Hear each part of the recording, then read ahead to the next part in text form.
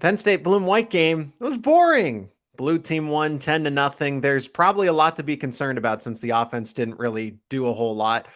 I beg to differ. There were a lot of positive takeaways, including a boost in recruiting for the Nittany Lions after this weekend. You are Locked On Nittany Lions, your daily podcast on the Penn State Nittany Lions, part of the Locked On Podcast Network, your team every day.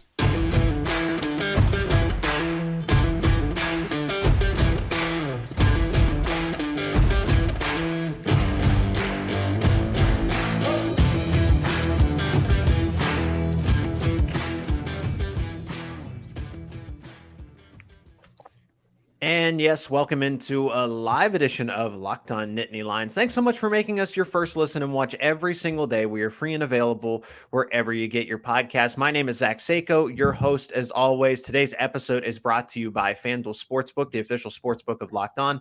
Make every moment more. Visit FanDuel.com/LockedOn today to get started. And Locked On Nittany Lions is now your go-to podcast for Penn State rivals. PennStateRivals.com is your source for all things Penn State athletics. All the updates on Penn State recruiting, the recent commitment by Keandre Barker, plus the analysis of many more. And with that, we welcome in a very special guest back on the show. That is Richie Schnyderite over from Rivals covering Penn State, Rutgers, UConn, so much more. Richie, thanks so much for the time today in a live episode. Yeah, no problem. Thanks for having me on again, Zach. Eager to talk some blue-white game. Yeah, blue and white takeaways. We're going to start with that, plus just general recruiting. I'm going to talk to Dylan Callaghan-Crowley, a colleague of yours, good friend of yours, in depth about some of the recent commitments. But this is just kind of overall general takeaways. And let's just get right to it, Richie. Your thoughts on the game itself. 10-0. Basically the first team versus the second team, the starters versus the scout team.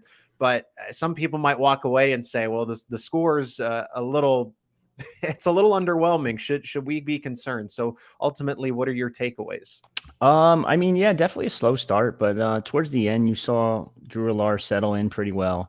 Was there some accuracy things here and there? Yeah, I'd probably argue there was, but like I said, he settled in. He ended up finishing, I think it was 19 of 30 for 202 yards and touchdown. So stats wise, like it didn't really look that bad, but when you look at the final scoreboard, 10-0, it's kind of boring a little bit.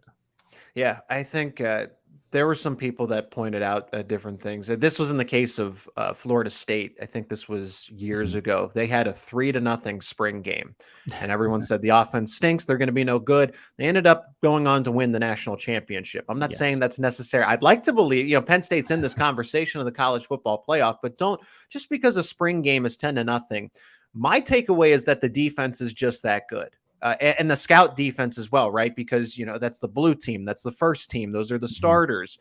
Bo Prabula cycled in for some, but Bo Prabula has starter capabilities here. I would say my biggest takeaway is that the defense, Manny Diaz, and anybody involved in that group, Poindexter, Terry Smith, everybody that puts together the defensive game plan week to week, it's stellar. It's going to be top 10, probably top 5 in the country. And I was impressed with guys like Tony Rojas, other Tamir Robinson, particularly the linebackers, because while they showed a little bit of inexperience, they showed that they're still mature way beyond their years. And that's good if those guys are the backups, right? Dani Dennis-Sutton had an absolute terror of a game. He had 2 sacks in that game. You can only you just slap the quarterback on the shoulder pad. You're not going to actually bring him down physically. You don't want to hurt him. God forbid. But Dani Dennis-Sutton, there was a reason he was on the white team. And I made this a point at Locked On Nittany on Twitter that when you put guys strategically on the scout team to go up against the starters, that's kind of that final test to see how much progress they'd make, because Uriah Fisher was over there. And it's like, well, these guys should be in the starting rotation. Why are they on the white team? Because they wanted to see them go up against Olu Fashion, who dressed, but he didn't play. They're not going to play him. But I look at Drew Shelton and Caden Wallace, those guys that are on the outside.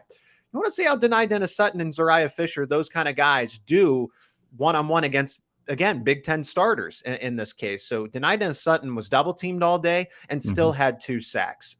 So I'm very pleased with, the blue team's going to look good against the scout offense. The first team's going to look good against the scout offense, but the guys that were moved over to the scout defense I thought they had their day. They had their way against the first team offense. Yeah.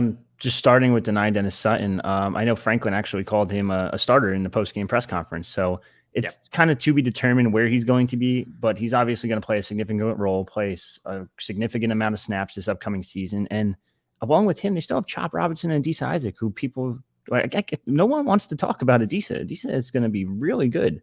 Yeah. So that defensive line is going to be a terror for Big Ten quarterbacks this season.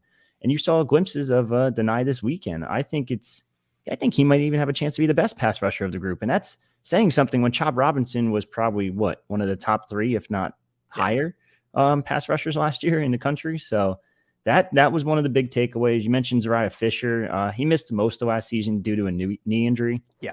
Fully healthy. Became a pretty is going to be a factor in this defensive line rotation. I think he was pretty effective. He had 1.5 tackles for loss, 5 total tackles on the day. The defense as a whole, like you mentioned, Manny Diaz is just a tactician, I guess, if you want to use that word. Yep. He just knows how to call a great defense, and it's an aggressive defense. And when you have linebackers like Abdul Carter, and now you have Tony Rojas and Tamir Robinson stepping up in year 1, I think this unit's only going to get better and better. It's nice to see Tamir out there because he did miss significant time in high school. He was injured, his final season. Yep. His final season. He ended up suffering injuries junior year, missed his entire senior year. So just to get him back out there and just let him get a couple tackles. I think he actually had a tackle for loss too. And then Tony Rojas just looks like everything that we kind of projected him to be. He was 96 overall for us. It was a tough read to get on him out of high school because he played literally every position. Played running back, played quarterback, played linebacker, obviously. I think he even played a little bit of wide receiver as well. But he's just a complete package. He's going to be phenomenal. And I think you'll kind of see him slotted in that Abdul Carter role from last year, where he's going to play a solid amount of snaps, but he might not just be a full-fledged starter just yet. But overall, there's a ton of takeaways from this game, and that's just a few of them. He lined up Tony Rojas, at least from when I sat on the west side, where the alumni and the rich people sit midfield and everything, and tried to get a good perspective there. Any of those linebackers, Tamir played mostly at the mic. He's just kind of a more natural fit there. But watching Tony Rojas, I think he slid back and forth between that on-ball and that off-ball linebacker So there, I think he literally will be utilized in both spots as a backup to Abdul Carter at that off-ball linebacker. But honestly, if Curtis Jacobs needs a breather at the on-ball spot, Tony Rojas can slide in. So he's going to rotate between, and that's what Penn State likes to do. They like to recruit linebackers that are basically positionless. Even though all 3 spots are completely different, they want guys that can line up and play anywhere. I mean, Tony Rojas could play in the middle, could be the mic, but those guys handle a different set of responsibilities. So you want them like Kobe King. I didn't see Tyler Elson out there, so Kobe King probably seems to be like the destined mic this year. There's not going to be a split. There's not really going to be as much of a rotation now that the game has slowed down for him a little bit. But that's just kind of a bigger picture takeaway. I mean, I don't know the case for Tyler Elston. Maybe he didn't dress up. I didn't see him on the field. So linebackers are in very good shape, and it's because of the youth movement, the guys that are playing much older than they actually are. Richie, I want to continue with the takeaways before we get to the recruiting picture of what other future Nittany Lions could become in a Happy Valley. We have a word from today's sponsor first, and that is FanDuel, America's #1 sportsbook. Grand slams, no-hitters, double plays, they're all back, and there's no better place to get on MLB action than FanDuel, America's #1 sportsbook, because new customers get a no-sweat first bet up to $1,000. That is right, $1,000. That's bonus bets back if your first bet doesn't win. Just download the FanDuel Sportsbook app. It's safe, secure, super easy to use. Then you can bet on everything in Major League Baseball. You think Aaron Judge will hit a home run? Max Scherzer goes over on his strikeouts, a sneaky money line pick on an underdog team. You can take any of them. Plus, FanDuel even lets you combine your bets for a chance at a bigger payout with the same game parlay. So don't miss your chance on a no-sweat first bet up to $1,000 in bonus bets when you go to FanDuel.com/lockedon. That is FanDuel.com/lockedon to learn more. Make every moment more with FanDuel, an official sports betting partner of Major League Baseball. And thank you for tuning in for this live edition of Locked On Nittany Lions, available on YouTube and wherever you get your podcasts, joined by Richie Schnyderite of Rivals. And again, we're going to talk to Dylan Callaghan-Crowley just to get a perspective, like in depth about specific recruits and get your thoughts generally about where Penn State stands in recruiting, because the classes, even in the distant future, 2025, get even better down the road. But still, I think there's plenty to take away from this blue and white game. Despite the score, I think another one, you mentioned Drew Allar kind of settling in, had streaky, like when he was in rhythm, but I could tell when things weren't, it was a slow start, but through the middle and towards the end, when he got in a groove, it felt good. My takeaway from that is that Drew Allar is the starter. Bo Pribula is the number 2 quarterback, and we saw 3 snaps from Jackson Smolik, so he's going to be the 3. And I felt bad because the ball just got completely by him. He slipped and fell trying to pick it up in his one series. But what I saw from Drew was, again, I'm going to go back on maturity. I'm not saying that Bo Pribula is an immature quarterback, but to see Drew Allar look comfortable in the pocket, slide the way he did for someone who's not mobile, he made an option read as a guy who's not a fast quarterback. Like, he doesn't have blazing speed, but he has very good quickness within the pocket, and he has good vision. I also like the way he goes through his progressions. Richie, to see Drew basically go through Sean Clifford veteran type of progressions, where my number on that Omari Evans touchdown, right? He goes through his first read, not there. His second read, not there. Has the time, has the patience, the awareness to wait for Omari Evans to break away from his defender, and found his third option for the first touchdown, the only touchdown of the game. So I am completely sold that it was Drew Allar's job all along. I think that was meant to light a fire. I do think Bo Pribula is very talented and should have been considered at least to say, okay, hey, does he have an outside shot to be the starting quarterback or at least contend for it? And I think that was the case. But Drew Allar clearly separated himself, if there was any doubt left after the blue-white game. Yeah, I mean, listen here. Like, Bo had a rough game, but he was also going against the Nittany Lions first-team defense, and this is one of the top defenses in the country, so it's not easy to do that, first off. I think Bo still has a bright future. I think I don't know if he'll be at Penn State or not, just because I think Drew is the guy, and I think Drew's going to be the guy for the next, 3 years at least. So we'll kind of wait and see what he does. But I really think this was kind of Drew's job all the way. And like you mentioned, they gave Bo a shot to see what he could do. He didn't really step up as much as Drew did, but it's just Drew's job from here on out. And like you mentioned, when it comes to the little things, it's just instinct at some points. And like even that little sidearm pass, like that doesn't just come like that. Like you just have to on the I can't even think. When that defender's coming at you, you just have to think immediately and just throw it perfectly. And he did it. And then when it comes to the Omari Evans touchdown, he went through read 1, he went through read 2. Omari Evans is a speedster. If you give him any amount of time, he's going to break away from that guy. And he ended up doing that, hit him perfectly. And Omari takes it for, what was it, like a 50-yard touchdown or something like that? Yeah, something in the neighborhood of exact numbers. I think 40 plus, I would say, somewhere about. But that's just what it stood out to me. It felt like in times when Bo was under duress, he made rookie mistakes. When Drew was under duress, he made veteran mistakes, meaning that, okay, we're going to fight to live another down. I think Bo there was the one play where he's in the pocket and just throws it out of bounds. Almost, I don't want to say unprovoked because he was under pressure, but it was an intentional grounding call, and it was the right call. But I feel like Drew made the plays where it's like, okay, we're just going to live to play another down. We're not going to turn the football over. But at the end of the day, it really was Allar's job to start with and to finish with here. But just seeing it in person, in the action, and the way that they treated the two players, right? You know, Bo was playing with the scout team offense a lot. You didn't see Drew take any reps with the scout team offense, so that kind of was an indicator as well. But just the way that Drew plays like a third or a fourth year veteran college quarterback, and I still feel like Bo has a little bit of growing up to do, frankly. Yeah, no, that's pretty spot on. And the one thing I know we kind of didn't mention is that wide receiver 3 role is wide open, and Omari Evans might have just took it by the reins and just took the job. Yeah, that's what I was going to get to next. So I'm glad you were thinking that we're on the same page here. Yeah, no, I liked what Caden Saunders did though. I'm not Omari Evans is at a different position. I think that because of the concern Richie, I've heard so many different things about the slot position. There was in the beginning of the offseason after the Rose Bowl, the talk was moving Keandre Lambert-Smith to the Y, the slot. And that happened. Mm-hmm. We saw that. It was Trey Wallace, Harrison Trey Wallace on the outside at the X. That was Jahan Dotson's position. That means that Wallace is going to be the number one wide receiver in the offense. He's going to have option routes. The plays are going to be schemed to him. Then Keandre Lambert-Smith, your veteran, is now moving into the slot, and that means Omari Evans is the Z.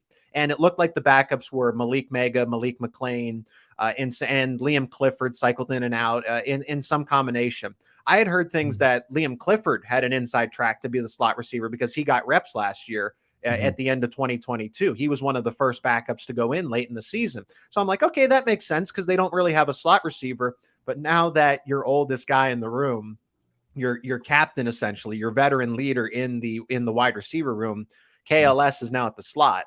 That means that one of those other positions is going to open up. The coaches have raved about Trey Wallace. So that means that the Z position, that essentially, I don't want to call it the 2 wide receiver, but it just the Z, that second boundary receiver, because the X is your primary. That was opened up, and Omari Evans looks like he won the job. I like what Caden Saunders did, but he's not going to start over Keandre Lambert-Smith if he's in the slot. Yeah, no, this is where it's going to get really interesting because you're also adding another body that everyone keeps forgetting about in Dantecephas out of Kent State. And I personally, we like going into this, into spring ball, we had Cephas as our X, we had Keandre Lambert-Smith as the slot, and now it's that Z wide receiver who I really thought McLean was going to step up and take, but now it's just interesting because now you have Harrison Wallace at the Z too. Omari Evans could be an X or Z, I guess, going forward. Liam Clifford probably stays in the slot. Caden Saunders probably stays in the slot because of his size too. So there, and then there's options like Anthony Ivy had a decent spring game too, and Tyler Johnson might have had the best play of the game, who I personally see as an X. But I mean, there's so many options, and I think when Cephas gets here, things will start to kind of play out a little bit more, and you'll kind of understand who's going where. But I think for now, it's just basically it's a free for all almost. And like the linebackers, these receivers can play any of those spots. I mean, it's like I would say that Caden Saunders is going to that's a very particular example. Caden Saunders is going to stay in the slot. He's not. They're not going to experiment with him at the X or the Z. But I look at an Omari Evans could play all 3. A Keandre Lambert-Smith can clearly play all 3. A Trey Wallace, you want him particularly in the boundary because he's better at high pointing the football than a lot of other wide receivers in the room, but he could play all 3. And I frankly think it hurts Dantecephas in the fact that he just didn't transfer over this semester. The advantage that a guy like Malik McLean has is he's been here. He went through spring ball with Penn State. He was able to develop chemistry with Drew Allar or Bo Prabula, whoever is in at quarterback. He developed chemistry in the offense as a whole. And you just kind of have to speculate, well, Dantecephas is a veteran. He was pretty good. He was first team All-MAC. You just kind of have to assume that he's going to come in and take a starting role. But is he at the end of the day? There's going to be a learning curve in a short summer. I think without a doubt, Cephas is coming in and he's going to be wide receiver 1. I think there's no question about that. I know it sounds crazy. I know it's a big jump to go from the MAC to the Big Ten. But at the end of the day, this man's put up over 1,900 yards in the past 2 years. 11 touchdowns. He knows how to produce, and I don't think it's as big as a jump as people make it seem. We're seeing the starting center is a former Ivy League player. It's not as crazy as it sounds to make those jumps. And especially when you have talent and speed and the overall ability that Cephas has, I think without a doubt, he's wide receiver 1 next season or this season. Yeah, so if that means moving Trey Wallace back to the Z and moving Cephas to the X, or vice versa, maybe Cephas becomes the Z and then they still like Trey Wallace as the X because Trey Wallace cycled in and out of both those spots last season. So it wasn't. Keandre Lambert-Smith is really kind of the one that honestly I think solidifies the situation here because it was assumed by a lot of people that covered the Nittany Lions were spot on by saying KLS would become the Y, would become the slot over the course of the offseason. And so, Penn State was like, well, you guys are smart. You got us here. So I think that I think the wide receiver situation, even though there were question marks about the third guy, I think that Dantecephas coming in, being that at least that glue that can hold it all together while some of the young guys, catch up to speed. Yeah, no, for sure. I like I said before, Cephas is probably my number one. I think Keandre Lambert-Smith has explosive ability and will be a true weapon for this team. I want McClain to step up too. I really think he has the potential. It's just a matter of putting it all together and putting it out all together out in the field as well. So, I mean, we've seen him in practice and he does a really good job of high pointing the ball. Yeah. So, I mean, I would love to see him just take that next step over these next couple months, work with the wide receiver groups a little more, work with Coach Higgins, and develop into one of the top weapons for this team. Now, will he? It's kind of still to be determined because there's so many other options there. So it's just you got one of these guys has to take advantage of the reps they're given and just grab the horse by the reins and just run with it. Locked On Nittany Lions is now your go-to podcast for Penn State rivals. Visit pennstate.rivals.com for everything Penn State athletics, recapping the blue-white game, recruiting, which is what Richie and I are going to do in this final segment. Richie, the Penn State was able to pick up a 2025 recruit in a running back in Keandre Barker. Dylan and I will talk about that in depth, but just overall, that includes Keandre as well. But just where does Penn State stand with overall with recruiting? They got another lineman as well. So Penn State is doing, or an athlete, I should say, but Penn State has done exceptionally well. And this is kind of one of the big three when it comes to recruiting events for the Nittany Lions. Yeah. So other than Caleb Brewer, who they just landed, they're doing great with so many other prospects. There's another Texas kid in Quanell Farrakhan Jr. He's a teammate of Keandre Barker. I'm sure Dylan will be talking more about him later, but we have him pegged as a future cast for Penn State already. Donovan Harbor is another guy who came over from Wisconsin. He's a Rivals 200 kid. He's one to keep an eye on. Corey Smith, his another Wisconsin kid and teammate, was also on campus. He's a 2024 running back. And yeah, I said running back. Like, I know it's crazy to talk about another running back after they just landed Quentin Martin. Yeah. But that is the plan. They plan on getting two, and Quentin's not just a running back. Like, as I mentioned in our last podcast, Quentin is a do-it-all, all-purpose, offensive athlete talent. I don't know what you want to call him, but he is the true definition of a Swiss Army knife player. He can be used as a slot receiver. I'd even use him on the outside at times. Running back, you can kind of put him anywhere. But other than that, they had so many kids on campus this weekend.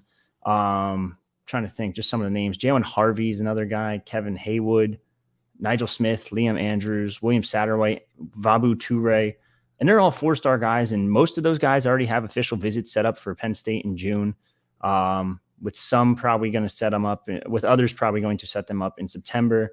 I think they have the inside track right now on Vabu Toure. I think he's one that you really got to watch. He's an Irvington High School, New Jersey safety. He's a high 3-star, but I think when it's all said and done, he'll be a 4-star recruit. It's interesting about him is that his top schools right now are Ohio State and Penn State, but his two brothers play for Rutgers. So that's where it makes it a little bit intriguing. But from what we're kind of told, Rutgers is not in the running there. And it seems like it's going to come down to Penn State or Ohio State. And he has a really, really good relationship with Coach Poindexter. And I could end up seeing that being the difference maker here and ending up with Toure as a Nittany Lion. Do you have any thoughts as far as who is the most important recruit that they're targeting, or maybe just 2 or 3 that Penn State definitely needs to land if they really want to boost at 2024 or 2025? I'd say for 2024, 2025 is already off to a hell of a start. There's really two 4-stars and a high 3-star. So I'd probably say for 2024, you really want to get better up front and in the trenches. I know that they're pretty solid right now on the offensive line, and they got a pretty good offensive line haul last class, but you want to just keep that going and keep building that depth. And that's where a guy like Kevin Haywood, who's a local kid, plays at used to play at Archbishop Wood. He's now at Pope John Paul II over in Royersford. He's a top 250 kid for Rivals. He's another Penn State guy, or Pennsylvania guy. We have him actually future casted to go to Penn State. It's just a matter of when that might happen. I think the other guy you really got to keep a close eye on is William Satterwhite. Yeah. He's been to campus 3 times since November. He's seen a game. He's seen the spring game. He's seen a spring practice. He's been there for junior day. I don't know kind of what the holdup is at this point, but he's a big fan of Penn State. He has a really tight relationship with Coach Trout. And that's kind of paying dividends right now, as Penn State's arguably the team to beat, in my opinion, right now. He's an interesting kid too, because he went from Rivals 3-star to Rivals top 100 ranked 4-star kid within like a couple months. Yeah. Every time we see him, he gets better and better, and he's a massive guard. And the other name I would probably keep a real close eye on is Liam Andrews. He's a New England kid out of Massachusetts. He's just, I think he's Rivals 179 overall right now. But it's important for Penn State to kind of stick with that New England area too, because it's producing more and more talent each year. We saw an article recently. Someone was asking about New England talent, and I'm like, it produces more than you think. And then you start looking back, and Penn State's starting to hit it a little bit more and a little bit better. They're hitting up the prep schools in the Connecticut area, which is definitely helping. But to get the offensive line kind of situated is probably the next thing that they have to do with this 2024 class. And as soon as they do that, it's probably going to finish with a top 10 class if everything gets said and done as we're kind of projecting right now. A lot of names there and a lot of important ones that Penn State will need to secure from. Michael Van Buren was not on campus. Is that just real quickly, Richie? He did visit Oregon. That's all the way on the other side of the country. Penn State, from Rivals' perspective, and a lot of other places do project Michael Van Buren to be a Penn State Nittany Lion at the end of the day. So is there any concern that he missed out on the Blue-White game? No, I don't think so. He's been to campus, I don't even know how many times. He has an official visit scheduled for June 16th. So it's probably not going to wrap it up there. I think he just announced an official or a commitment date of the first week in June. I forget exactly when it was, or July. I'm sorry. But no, he did just visit Maryland as well, right after the Oregon visit. I think it's more of him just doing his due diligence, just kind of getting out there and checking out all the schools before making a decision. But I'm actually pretty confident right now. This is going to end up in Penn State's favor still. All right. And that's one of the top quarterbacks in the class of 2024. Definitely something that the Nittany Lions would like to continue to build around. Richie Schnyderite of Rivals, pennstate.rivals.com, your go-to source for everything Penn State athletics, and Locked On Nittany Lions, now your go-to podcast for Penn State Rivals. Richie, thanks for the perspective. I'm excited to get more of an in-depth look at recruiting with Dylan Callaghan-Crowley, who also contributes to Penn State Rivals. Richie, where can everyone keep up with your great work that you do personally? Yeah, so like you said, Penn State Rivals, we're also on happyvalleyinsider.com. That's kind of our name technically, but it's on the Rivals Network. Or check us out on Twitter or any social media platform, really, at Penn State Rivals. And then also on my personal Twitter, I kind of cover most of the Northeast, so you'll see a lot less. I shouldn't say a lot less. You'll just see more Northeast prospects getting retweeted and all that stuff instead of just Penn State. But that's at Rivals Richie on Twitter. And then, that's pretty much it. Richie, I appreciate the time, the perspective as always. Can't wait to connect again as the Nittany Lions continue to build up in the offseason. Yeah, no problem. Thanks for having me, Zach.